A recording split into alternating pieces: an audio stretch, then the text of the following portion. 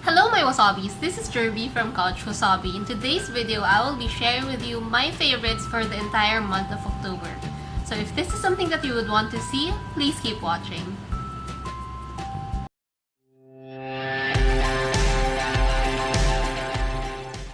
Okay, so I have a handful of favorites for the month of October and I've decided to film this because I feel that if inipon ko yung favorites ko for the entire quarter, matatabunan lang yung favorites ko for October after the holidays. You know what I mean? Kasi during the holidays, a lot of things may come. I would probably like a whole lot of things. I think I have 5 to 7 favorites that I can share with you today. So let's get started.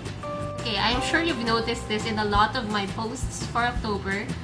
This Dolce Gusto coffee machine. I've been really enjoying this. And funny thing is, I don't really like drinking coffee. And I don't like chocolate as well. So when I got this, when I received this machine, I was a little bit puzzled as to how I will use it. Kasi hindi naman ako mahilig talaga sa coffee. Although I can drink coffee, it's tolerable for me. It's not something that I would like grab if I want to relax. So good thing there's CoffeePodPh. I will link them down here. What's good about CoffeePodPh is that they offer a lot of flavors that's not offered here in the Philippines. So mostly kasi yung mga flavors for Dolce Gusto here in the Philippines is purely coffee and other coffee varieties like latte macchiato, they have cappuccino, which are all coffee based. So if you're looking for something like this is one of my orders from CoffeePodPh. Although they've sent me a package previously, naubos na kasi. They have flavors like tea latte. They also have green tea latte, which is my favorite. Okay. Konti na lang kasi papaubos na. Yeah, so they have green tea latte. And you can actually pick the flavors that you like. You don't really have to buy an entire box. Because sometimes you just want to taste it first, right? Before buying the entire box. So you can actually do that. This pack is 3 beverage taster pack. Kasi yung flavors na pinili ko, tig 2 capsules. So, kasya sa isang ganito. You can also pick a 8 beverage taster pack. You can choose however much you like from their flavor offering. And for the holidays, for this Christmas season, they're actually giving away this beautiful, it's an engraved latte glass engraved with CoffeePodPh. For every 5,000 peso worth of purchases from their store, you get this fee. This is actually a European latte mug. Ayan, so if you have a Dolce Gusto machine and you're pretty much bored with your usual flavors, the ones that you get from SM or SNR or whatever, check out CoffeePodPh. They have a whole lot of flavors and they recently released their Italian coffee flavors. So I'm not really into coffee. I never bothered about those flavors, but you can check those out. I've heard mas matapang yan kaysa dun sa current Dolce Gusto Nescafe na flavor. So you can check that out if gusto nyong itry yung mas matapang na coffee, because I know some people like really bold and dark coffee.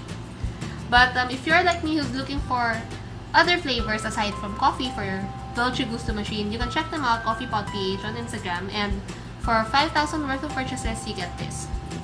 Aside from that, they've also sent me these refillable coffee pods, which I haven't really used yet, but I know a lot of people will appreciate it. So I just want to show this to you kasi parang if you have like your favorite beverage, for example, you have other brands that you really like, for example, Segafredo, or you like coffee bean and tea leaf na espresso, coffee bean, whatever, ground coffee, you can just put those, your favorite beverage, down here.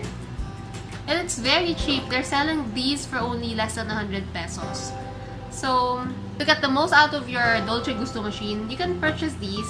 They sent me this in couchwasabi color. So, thank you CoffeePodPh. It's really pretty. I haven't really used it. I'm planning to use it soon. I'm just looking for flavors that I can use to put in here and test it in my machine. But some of my friends have used it. Some of my friends have, tried this and they said it works talaga. So, the way you use it is easily found on YouTube. You can just search how to use refillable Dolce Gusto capsules and you can see a lot of videos how to use this. Ayan. So, each pod or each refillable capsule can be used for 50 or more times of brewing. So it's actually very cost effective. You lessen your carbon footprint.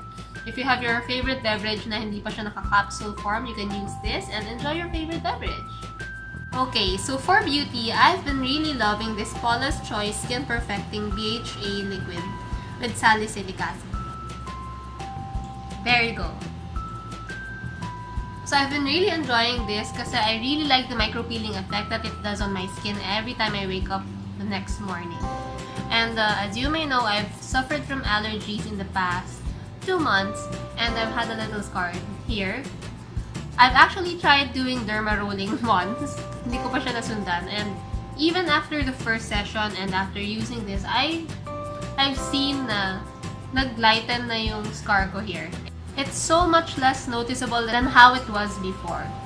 So yun, with one session of derma roller, I will expound on that as I get through maybe 2 or 3 more sessions para lang mas conclusive yung video. But with one session, I was really happy with the result. My scar here has really become so much less noticeable. And I feel na nakatulong din to kasi every time you use this and then the next morning, feel mo talaga na parang may micro-peeling na nangyayari. It's not as harsh as, for example, Maxi Peel or whatever those peeling solutions that you see in the drugstore. I feel that this is one of the best BHA or salicylic acid type of toner that you can use. And this is not really that cheap, but it's really effective, it's really good, it's really gentle on the skin, and the ingredients are top-notch. Next for my beauty favorites is this. Okay, Body Shop Matte Lip Liquid in Tokyo Lotus. Okay, this one is really amazing kasi it goes on matte on your lips, and I'm not really a fan of matte lipsticks kasi my lips are perpetually dry, as you may have known if you've been watching my videos. Sobrang dry na lips ko, it's crazy. I mean, it takes a whole lot of products to maintain it kasi masyado siyang dry. And my lips don't really work well with most matte lipsticks, including matte liquid lipsticks, especially matte liquid lipsticks. So I've never really explored a lot of matte liquid lipsticks kasi most of the brands that I've tried, hindi siya ganun kaganda. So when I tried this, I was really impressed because it dries down matte, pero it's very moussey, so it's very comfortable. Also, it has a really nice scent. It's very pleasant. It reminds me of like my childhood stationeries. Alam niyo yung amoy na yun? Ganun yung amoy niya. So when I tried checking online sa US Body Shop, there are other shades na wala dito, which is bad kasi one of those shades na hindi nakarating sa Pilipinas is one of the shades that I would love to try because the formula is perfect for my dried lips. I think this is about 500 pesos. But they do go on sale for like 20% off, so you can get it at around 300 plus pesos to 400. So if you have a chance to grab this at a discounted price, go get it because it's really one of the nicest, most comfortable true matte liquid lipstick that you could ever try. Moving on, another lip favorite for this month. Actually, most of my beauty favorites for this month are all about the lips. So this is the second one that I've been really loving. More on the necessity side than the beauty side kasi for the entire month of October, I've been suffering this weird allergy. Tapos na yung allergy ko sa skin and all that. So my allergy for the entire month has been about my lips. Namamaga siya in certain days. I mean, I know some people would be very grateful for that dahil you don't need lip injections dahil mamamaga talaga siya. And I think the trigger is coming from my pets, from my cats. Not really from food, more on my cats. Kasi most of the days when I'm at home lately, naka-wear na ako ng facial mask, the one you wear sa hospital. And it tames down my allergic reaction. But in times when I do have my allergic reaction, this has been my best friend. I got this for 350 pesos online. And this one is in 25 grams. So I think 350 is a fair price. 320 to 350 is a fair price. Others sell it for 400 to 500 plus. What I love about this Lucas Papaw ointment, I think this is a cult favorite. A lot of beauty YouTubers have mentioned this time and again in their videos, and it's my first time to try it. lang this time. Because I was really desperate about my lips. As in, sobrang kapal, not kapal, sobrang maganyan, namamaga siya, and you can feel that it's trying to stretch out the skin of your lips. Tapos kapag nawala yung maga, mamamalat siya. So that's a cycle that my lips have been having. Kaya parang, right now, the state is actually quite okay kasi kaka-exfoliate ko lang ng mga nag-dry na spots. Now, the next time na mamaga siya and mag-die down ulit, magmamalat siya ulit. So, it's a cycle. And during those days na namamaga siya, I just put this. And what I love about this is that it gives me that instant, albeit temporary relief. So, the effect is very instantaneous. As in, after I apply it, parang masusoothe yung lips ko.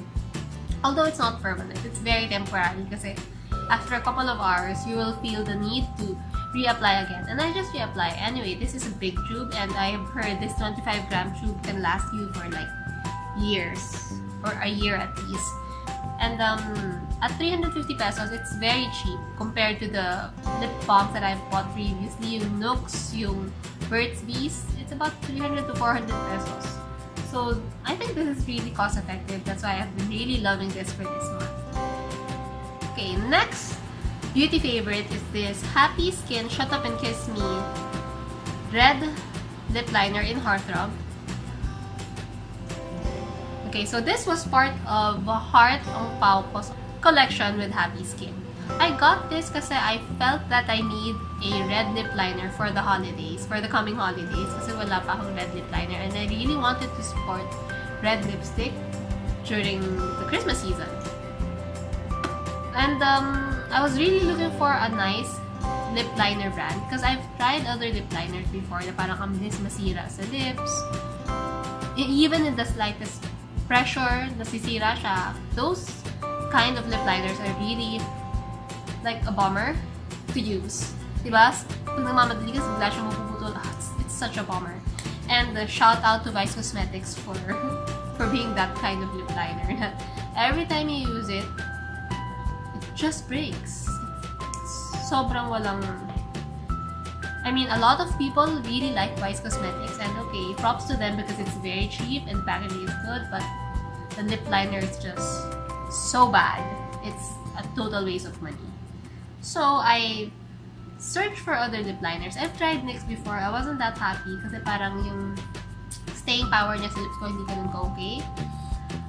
I just want to have this disclaimer that what the products or brands that may not work for me, for example, NYX lip liner doesn't really work for me. That doesn't mean the brand is bad or it's really, patapon. Kasi my lips has a very specific condition and my lips is it's weird. It's dry but it's wet on the corner, so parang it's very picky with lip products. And most of the things na hindi nag-work sa akin, I pass it on to my sister, okay naman sa kanya. So, you just have to find the right product for you. And I am happy to have found this one because every time I use this with my red lipsticks, oh god, it stays on. It's very opaque in one swipe. I don't have to get worried of like having faded corners or parang yung nagkaka-outline yung lips ko. Alam mo yun, I'm not sure if you've experienced that, but if you have, please comment them down below because I just want to know kung meron din ibang people na naka-experience it. Sometimes when you wear lipsticks throughout the day, natitira yung outline. So, mukha kang may lip liner tas walang lipstick. It looks so horrible. So, since I've been using this red lip liner for my red lipsticks, I've never had those incidents. I've never had those atrocities. Talaga. So there, I've been really loving this Happy Skin and I can vouch for the quality of their lip liner. This is my second lip liner na from the brand. The other one is the Beauty and the Beast collection, which I really love. I use that for my pinkish to mauvish colored lipsticks, and this one I use for my reddish toned lipsticks.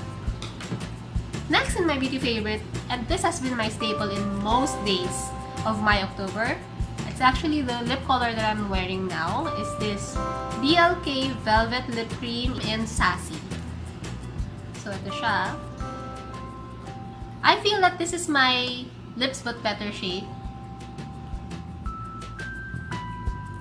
There you go. Kasi when I'm lazy, like when I have to go out and I'm really lazy to do my makeup, I just put on my highlighter, blush, and then this lipstick. Tapos ito na, like this. You look super made up na.